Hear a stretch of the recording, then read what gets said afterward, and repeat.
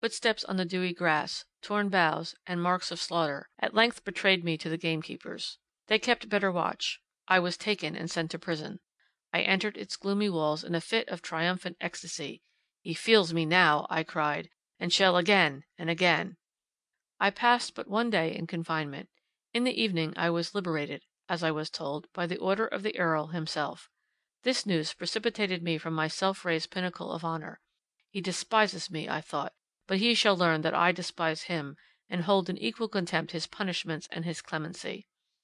On the second night after my release I was again taken by the gamekeepers, again imprisoned, and again released, and again, such was my pertinacity, did the fourth night find me in the forbidden park.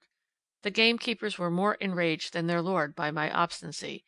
They had received orders that if I were taken again I should be brought to the Earl, and his lenity made them expect a conclusion which they considered ill befitting my crime. One of them, who had been from the first the leader among those who had seized me, resolved to satisfy his own resentment before he made me over to the higher powers.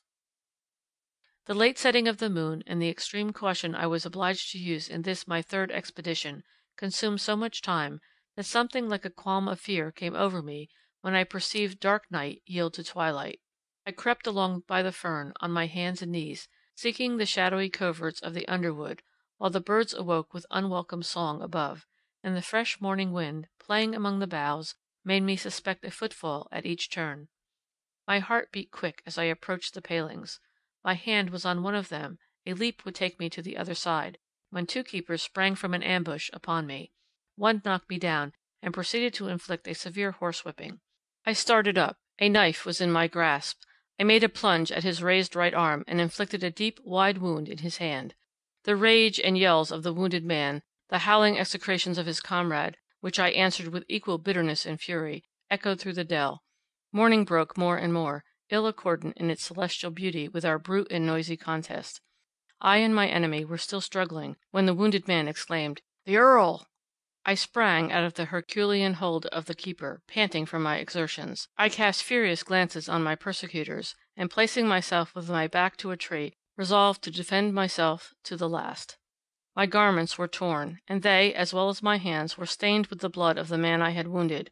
One hand grasped the dead birds, my hard-earned prey, the other held the knife.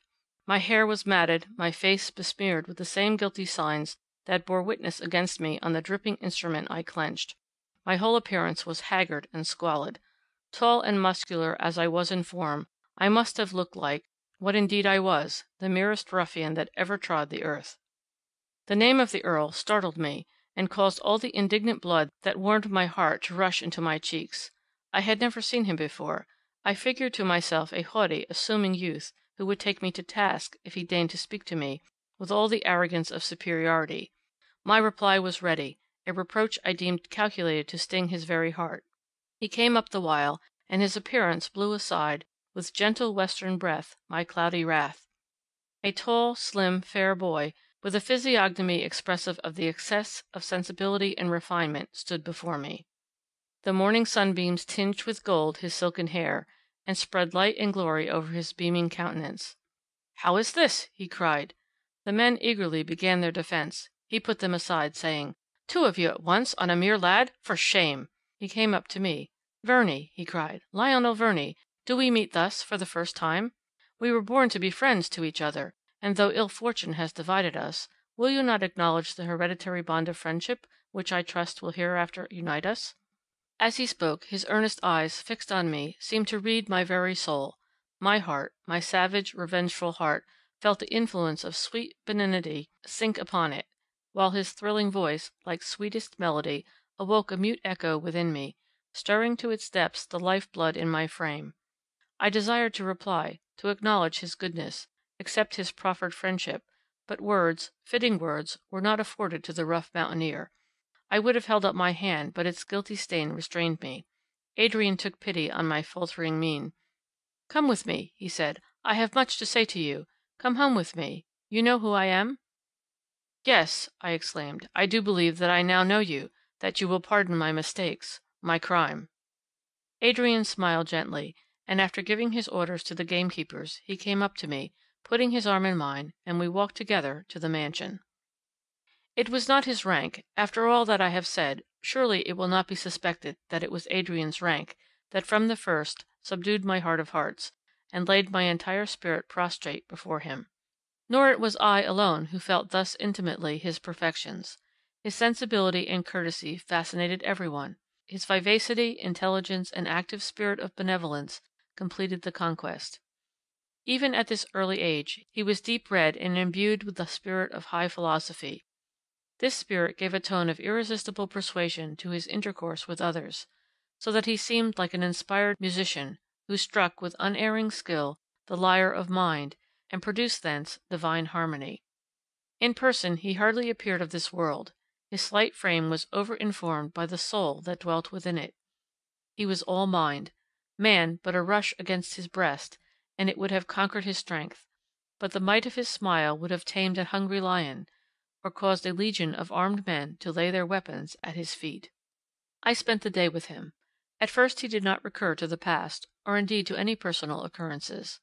He wished probably to inspire me with confidence, and give me time to gather together my scattered thoughts. He talked of general subjects, and gave me ideas I had never before conceived. We sat in his library, and he spoke of the old Greek sages, and of the power which they had acquired over the minds of men, through the force of love and wisdom only. The room was decorated with the busts of many of them, and he described their characters to me. As he spoke, I felt subject to him, and all my boasted pride and strength were subdued by the honeyed accents of this blue-eyed boy. The trim and pale domain of civilization, which I had before regarded from my wild jungle as inaccessible, had its wicket opened by him. I stepped within, and felt, as I entered, that I trod my native soil. As evening came on, he reverted to the past. "I have a tale to relate," he said, "and much explanation to give concerning the past. Perhaps you can assist me to curtail it. Do you remember your father? I had never the happiness of seeing him, but his name is one of my earliest recollections. He stands written in my mind's tablets, as the type of all that was gallant, amiable, and fascinating in man.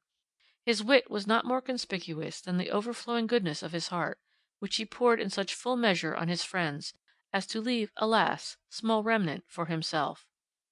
Encouraged by this encomium, I proceeded, in answer to his inquiries, to relate what I remembered of my parent, and he gave an account of those circumstances which had brought about a neglect of my father's testamentary letter. When, in after times, Adrian's father, then King of England, felt his situation become more perilous, his line of conduct more embarrassed, again and again he wished for his early friend, who might stand a mound against the impetuous anger of his queen, a mediator between him and the Parliament.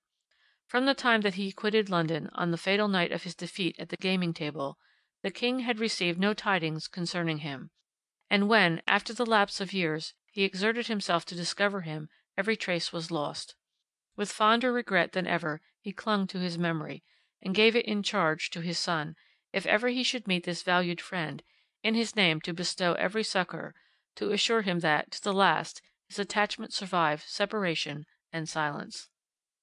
A short time before Adrian's visit to Cumberland, the heir of the nobleman to whom my father had confided his last appeal to his royal master, put this letter, its seal unbroken, into the young Earl's hands.